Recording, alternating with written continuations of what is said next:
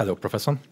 As the founder of Teach the Future, could you share the mission behind the organization and how it aims to integrate future thinking of a way of explaining about and teaching about AI? Sure. Well, those two questions, and let me take the first one, which is the easy one, because if you think about the classes that we have taken in school, science, math, and history, lots of history.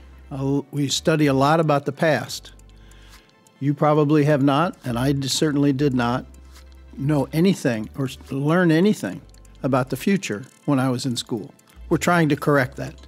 We should be talking about all elements of human civilization, human society, literally the human experience, some of which was taking place in the past, much of which is going on today, and there is another chapter yet to be written. We do not know exactly what that chapter will be, but we should be thinking about it and talking about it all the time, and indeed prepare for a different future than we live in today. So my job is to try and introduce and convince teachers and administrators to talk about the future, teach them how to do that because they do not know, they didn't learn about the future either, and therefore they can share that with their students, and their students will be better prepared for the future that they will live in their adult life.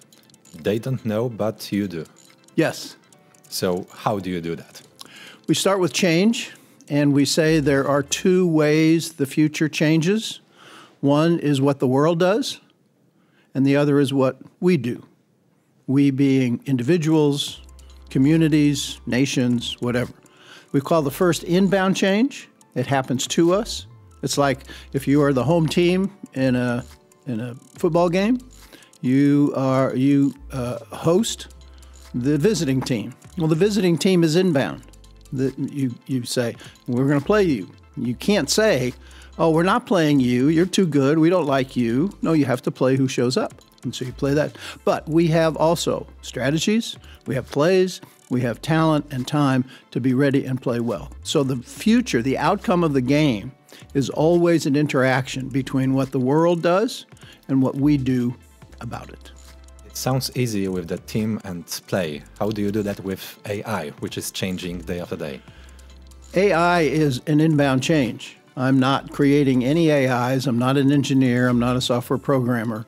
For AIs, to me and to many of us, those are things that's like the inbound. That's like the visiting team. We have to deal with it, and we have to understand it, and we have to play with it, and if some cases against it. And so we have to take all of the AIs that we think are going to happen, and put them as part of our strategy, part of our actions, and indeed part of our vision and our goals. So could you please describe the importance of the collaboration between educators, industry experts, and policymakers in shaping the future of AI? I don't think there is very much of that, frankly. Really? I'm not a big fan of education. I'm an educator. Okay. Been an educator all my life, college professor, and now teach the future. But education, unfortunately, insulates itself to a large extent from the world. We are still teaching the way it was developed in the 20th century. I don't think we are teaching the 21st century way or skills. I think ultimately there are a lot of colleges and schools that are now offering AI courses and degrees, but is it getting into the regular classroom, into the high school classroom? Probably not. And it's still early. I mean, AI is just beginning. It just really kind of became the public enthusiasm really only jumped up in the last 2 years, let's say. So we're still very early. But education is generally insulated from those kinds of inbound changes. They believe we have the knowledge, we have the skill, we'll teach the students, basically leave us alone and let us do that. And most educators, unfortunately, do not listen and do not use new technologies to do that. I had a colleague of mine who did her dissertation on educational technology. She was a math teacher in Michigan, and she gave a survey to teachers. And she asked them 3 questions. What do you know about educational technology? Oh, they said, I know a lot. What do you think about it? Yeah, it's pretty good. You know, it's good stuff. Are you doing very much of it? Unfortunately, they said no. There's this gap between what we know, what we like, and what we do. And that gap oftentimes doesn't get much action. Are there any other challenges that educators commonly face when introducing discussion about AI? Well, they, of course, have to know about it and learn about it. You would think that teachers teaching itself is it's much more difficult than most people give it credit for. They think, oh, all you have to do is write a few things on the board, assign a textbook, do the test, things like that. To do it well is a very high level and complex skill. You're dealing with 10 or 20 or 30 individual people all at the same time. You're dealing with 5 of those a day, 5 days a week for 9 months. Take a person who does training in the corporate world.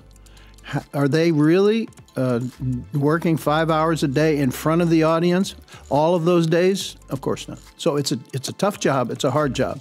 So to say, now you know, go need to learn this other thing, they don't have the time. And they're being asked to teach too much already by the authorities, by the state. In the U.S., it's the states that say, you have to teach all of these things, and we will give you a test at the end of the year to see whether your students have learned all of those things. What they put on that list would take 3 or 4 years to teach well. So there's a lot of pressure on them, and to ask them to do another subject where they first have to learn about it and then do it in a new way, it's asking a lot. I wish they would. On the other hand, I can understand very well why they don't. We are in the middle of AI Congress. Can you share any thoughts about it?